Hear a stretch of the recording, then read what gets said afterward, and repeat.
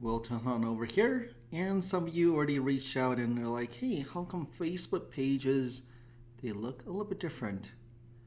So Facebook started rolling out new look and feel of your business pages. So this is our current Facebook page, right? This is what typically people will see. And the new design, me personally, I think it's much more clean.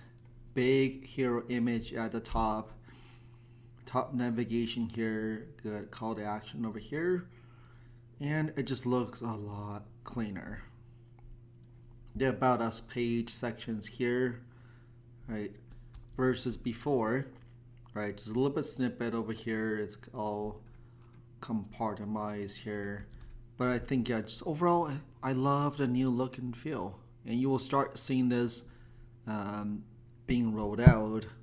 But you can see I love it. It's just much more cleaner than before.